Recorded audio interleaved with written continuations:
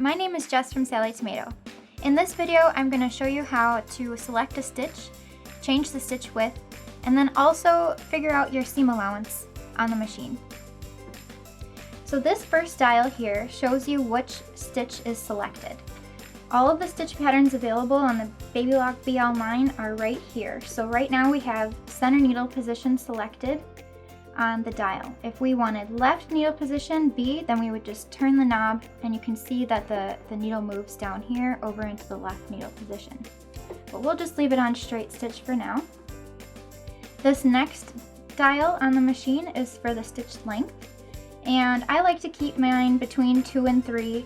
If you're doing any basting or top stitching, you might want to go in between 3 or 4.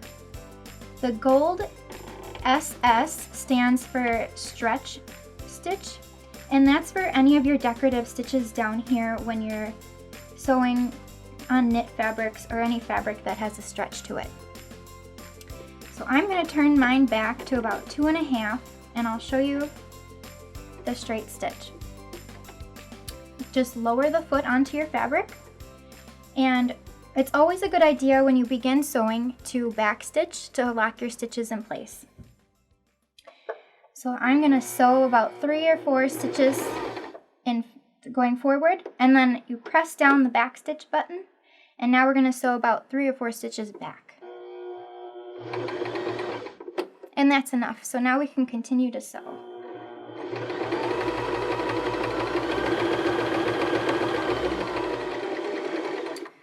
Okay, so now we can lift up the presser foot and pull the fabric away and trim our threads. And it's a good idea to bring your threads out to the side of the machine and then trim over here to make sure that you have a long enough tail. So here is our straight stitch. And it did a really nice job. So now we're going to test sewing our zigzag. So lower the foot onto your fabric.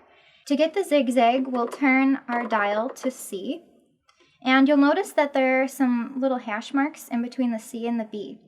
And that just means that the stitch width is going to get narrower as you turn the dial counterclockwise. So I'll start at the widest width of zigzag and then gradually lower the width so that way you can see the different widths of the zigzag. So now I'll stop and I'll turn to a little bit narrower zigzag.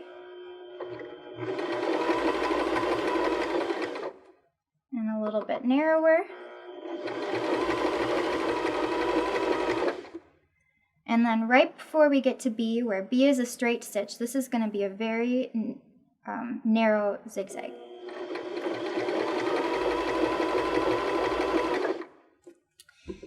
So lift up the presser foot and bring your threads out to trim. So now we have our beautiful zigzag stitch where we started out at the widest and then we gradually narrowed our stitch width all the way down to a very narrow zigzag. Let's look at some of the other stitches that you can do on your BL9. We've already done the straight stitch and the zigzag, which are A, B, and C.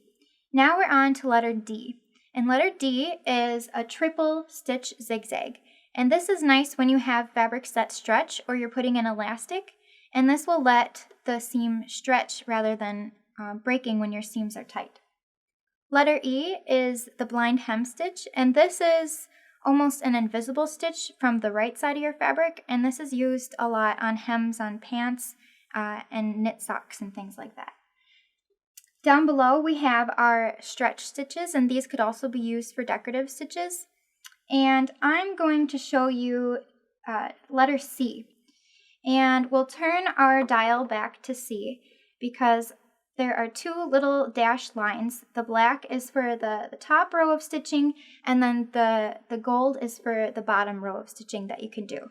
So C is the same for either color. In order to get to that stitch that we want, we need to turn the length dial to SS, which is stretch stitch. And now we're ready to sew. So I have a piece of knit fabric, and lower the presser foot. And these stitches will stitch slower because we're on the stretchy fabric, and be careful to just guide the fabric and not pull it or push it through underneath the foot.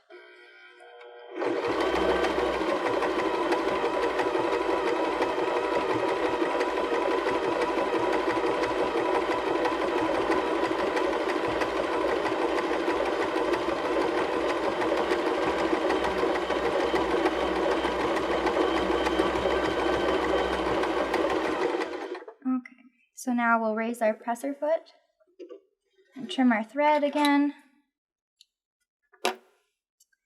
And we have a beautiful stretch stitch from each side. And you can use this for doing hems on garments or doing decorative stitching. Now let's talk a little bit about the needle plate on the BL9. What I really like about this needle plate is it shows the common stitch widths of seams that you will sew. So the first line on the machine is for a 3/8 inch seam allowance, and this is common for making bags. I use 3/8 of an inch seam allowance quite often. The next line is for 4 4/8, and that's your 1/2 inch seam allowance.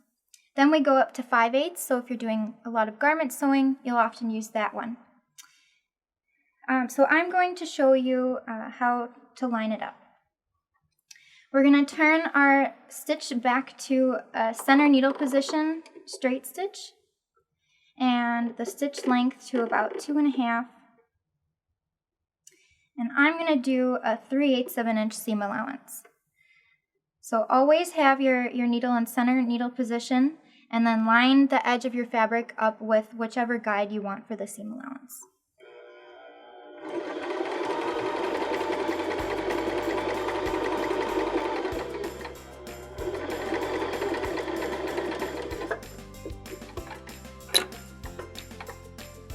And then you have a perfect 3/8 of an inch seam allowance.